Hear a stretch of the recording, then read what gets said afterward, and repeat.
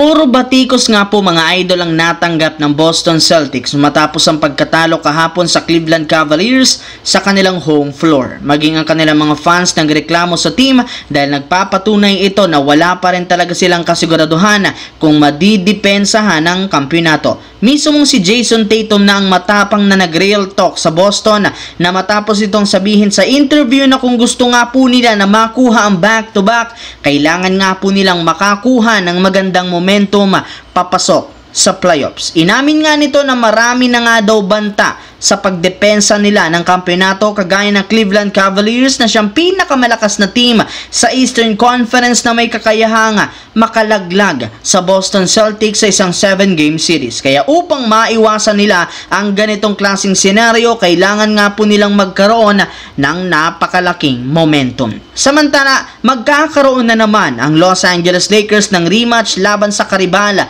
na Clippers. Ngunit hindi kagaya sa nakalipas na laro, mawawalan sila dito ng ilan sa mga key player. Base nga po sa balita, nakalista sa injury report bilang probable sina Luka Doncic at LeBron. Nakalista rin naman bilang doubtful sina Jordan Goodwin at Austin Reeves dahil sa injury nito last game. Habang out naman dito si Rui Hachimura at Maxi Kleber. Pero ayon sa naging pahayag ni LeBron, hindi rin naman siya dito nag-aalala dahil alam nga po niya na maayos pa rin naman ang kalagayan ng kanyang mga kakampi at makakabalik ito as soon as possible. Napansin nga nito na ibang-iba na ang aura ng kanyang mga teammates dahil lahat gigil manalo at makapag-ambag. Maging ang superstar na si Luka Doncic, napakalaki ng in-improve sa depensa. Alam nga po niya na maraming nagbabatiko sa depensa ni Luka na siyang itinuturing na pinakakahinaan nito. Ngunit simula nga po nang maglaro ito sa team, bigla nga pong nag-iba ang laruan. Sa katunayan, nagkakaroon ito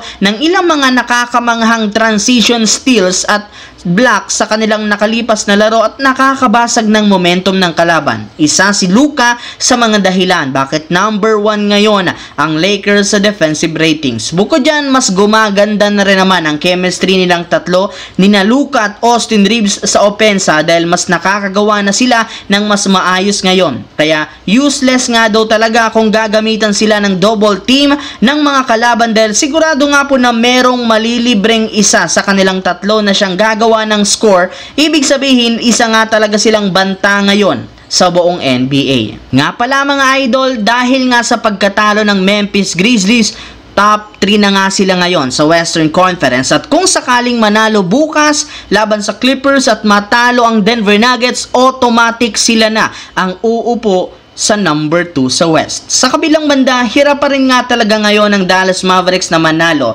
dahil sinasamantala ng kalaban ng kawalan nila ng isang legit na sentro na magpoprotekta sa ilalim ng basket dahil wala sina Anthony Davis, Daniel Gafford at si Derek Lively II. Hindi rin naman nagiging sapat ang kanilang ginagamit na big man ngayon. Kaya kayod kalabaw ngayon si Kyrie Irving na todo ginagawang effort para pangunahan ng opensa. Wala na rin naman ngayon si Luka, kaya almost 100% ng ginagawang play nagsisimula sa kanya. Ibig sabihin, mas tumaas ngayon ang value ni Irving sa Dallas dahil simula sa pagiging second option, siya na ang numero 1 ngayon sa opensa. At kahit man bumalik si Anthony Davis, si Irving pa rin ang hahawak ng bola sa clutch moment. Sa madaling salita, naging franchise player nga ng Dallas Mavericks ngayon si Kyrie Irving.